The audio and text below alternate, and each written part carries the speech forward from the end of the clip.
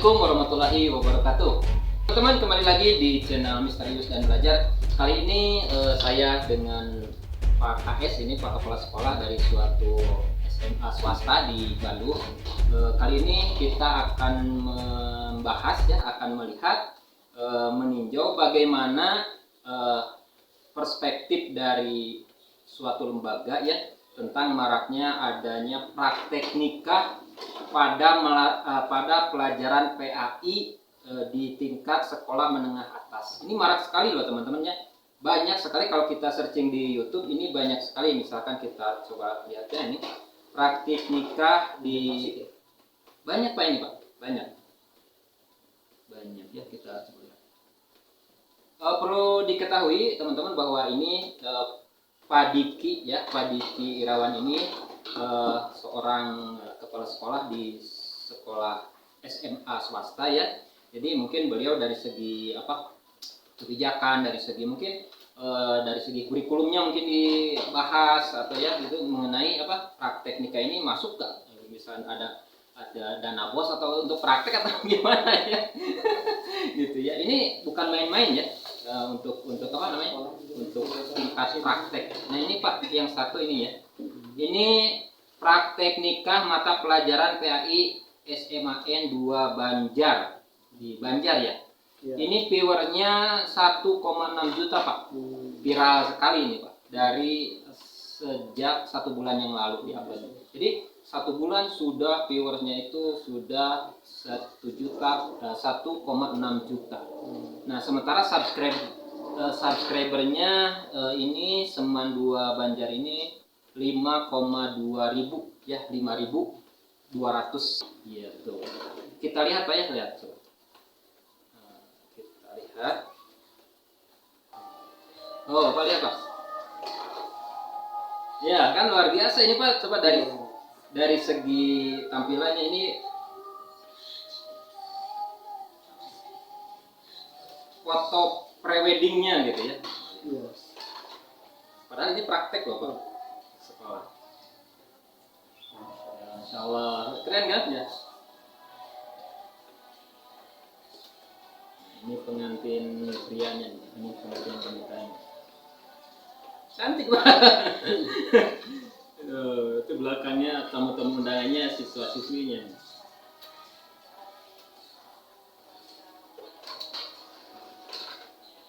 Yang serah-serahannya. Ini orang tuanya juga dari siswa, orang tuanya siswa, walinya.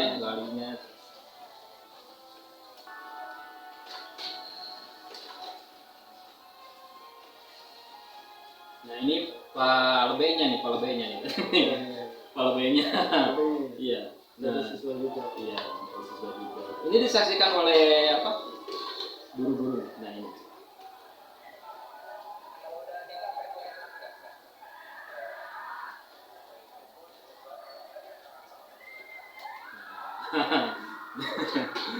Bagus nih.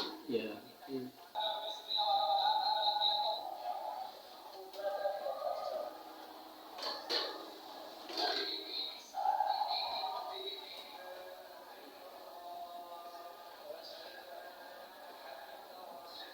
Ini kan kalau ini menarik sekali Pak ya, makanya ini ya viral, makanya ini viral sekali viewernya dalam 1 bulan. Ya 1 bulan itu sampai 1,6 juta viewer yang nonton gitu ya. Ini kalau menurut saya dari segi tampilan dandannya itu ya, dari segi itunya ya mirip aslinya ya gitu ya. Itu mirip aslinya. Oke. Nah, ini kan nikah nih Pak ya. Nikah itu salah satu hal yang sakral ya dalam agama. Nah, itu kalau menurut Bapak ini dari proses ijab kabul pernikahan ini bisa jadi sah atau tidak nih Pak? Ini kalau seandainya namanya disamarkan, mungkin ini disamarkan nama-namanya itu jadi supaya sebagai contoh saja. Nah, kalau seandainya namanya sesuai, orang tuanya sesuai, misalkan ini orang tua dari perempuannya, misalkan yang menjadi walinya, itu bisa jadi sah. Ya, kalau misalkan seandainya itu yang menjadi walinya dari orang tuanya asli perempuannya. Karena kan syaratnya itu harus dari bapak ya, bapak. Kalau bukan itu ya nggak sah. Gitu. Selain itu pun kalau untuk pembelajaran ini betul sebenarnya. Tadi untuk memacu anak-anak lebih kreatif dalam membuat tadi seperti tadi video dan sebagainya. Sekarang kan bisnis wedding itu luar biasa ya, menggiurkan. Dan tapi ya selain itu memang ini anak-anak menjadi terlihat kreativitasnya. Cuman di sini juga ada dari segi pembiayaannya. Nah itu tidak tahu menerapkan siswa. Oke, jadi intinya Pak KS ini setuju gitu ya. Jadi tidak ada hal kontroversi dari sampai praktek ijab kabul ini ya. Karena apa? Karena yang jadi walinya itu dari siswa, bukan wali asli ya. Kemudian mungkin namanya juga ini tidak disamarkan, bukan nama yang siswanya itu sendiri ya. Oke, sip. Oke. Cuma yang jadi problem itu dari biaya anggarannya sebenarnya. Anggarannya apakah sekolah sudah merencanakan sebelumnya dalam RKS atau belum? Karena banyak orang tua yang kadang terkait praktek ini ada yang diberatkan atau bagaimana gitu, takutnya gitu. Nah ini kalau dari segi anggarannya itu apakah biaya praktek ini bisa diajukan dalam apa? Bisa. Ya, karena kan dalam 1 tahun setiap guru kepala sekolah harus menanyakan pada setiap guru, kalau kasih kurikulum menanyakan pada setiap guru butuh apa saja untuk mendukung pembelajaran selama 1 semester atau selama 1 tahun. Karena di situ kita kan harus buat RKS. Jadi nanti di situ silakan guru tersebut mengajukan ketika rencana pembuatan RKS gitu.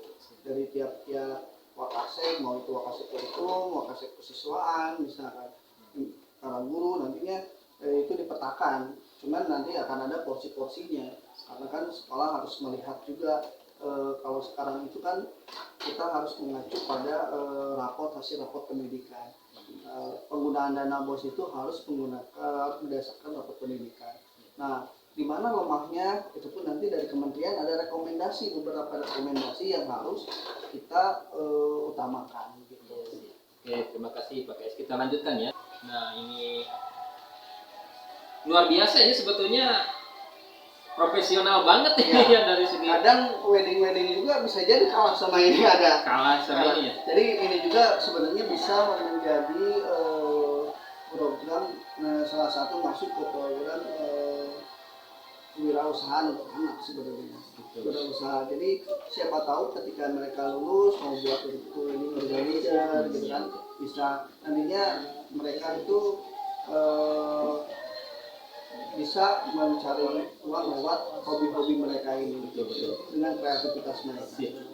Nah ini juga kalau dilihat itu juga di sini prakteknya kompleks banget ya. Di sini dari mulai praktek otomatis kan ada pidato, serah terima ya orang tua dari orang tua pengantin laki-laki ataupun penerimaan dari pengantin perempuannya itu kan juga salah satu keterampilan yang dibidik untuk berpidato itu kan luar biasa, tidak mudah kan gitu ya untuk bisa berbicara di depan umum itu ya untuk acara-acara seperti ini. Ya. Karena gini Pak, sekarang itu kan lagi penerapan program Merdeka Belajar. Nah di program Merdeka Belajar itu ada juga yang dimana ada yang namanya pembelajaran berbasis proyek. Nah ini sebenarnya untuk berbasis proyek itu bisa antar mata pelajaran saling menggabung. Nah di sini bisa nih beberapa mata pelajaran bisa menilai ini. Itu bisa ada yang dari bahasa Indonesia pidatonya berarti ya. Terus untuk cateringnya, seni budayanya, tampil keseniannya ya. Ada jadi matematikanya juga ada. Cara hitung-hitungan anggarannya. Jadi sebenarnya ini bagus, kompleks ya. Jadi ini udah pembelajaran merdekanya sudah dapat ya. Dapat. Jadi untuk itu karena berbagai hal, berbagai yang dari keahlian dari beberapa mata pelajaran bisa tertuang dalam terus TIK-nya, fotografi iya, gitu ya, editing video ya, luar biasa. Ini jadi bisa menjadi program project. Betul betul. Project. Dari cateringnya tadi apa tata boga gitu ya, iya, tata busana, tata riasnya ya. Secara tidak langsung siswa mempelajari semua ya. Semua. Betul. Karena tujuan pembelajaran merdeka itu ya mereka mempersilahkan anak-anak untuk berkreasi, untuk kreatifnya gitu. Jadi kalau panas aja banyak viewernya, banyak ini karena ini memang dilakukan dengan secara benar-benar profesional. Betul. Cuman yang saya berinkan itu mungkin dari segi biaya saja. Apakah ini sekolah sudah merencanakan sebelumnya ataukah belum? Ataukah ini hasil dari siswa sendiri misalkan. Yang jadi masalah itu ketika memungut ke siswa atau menuntut kepada siswa yang harus seperfect mungkin tapi tidak mengeluarkan anggaran sekolahnya gitu. Karena takutnya orang tua keberatan dengan ini, karena yang kontra itu banyak orang tua yang keberatan ketika ada agenda praktek di sekolah, karena mereka harus kadang mengeluarkan uang lebih gitu kan.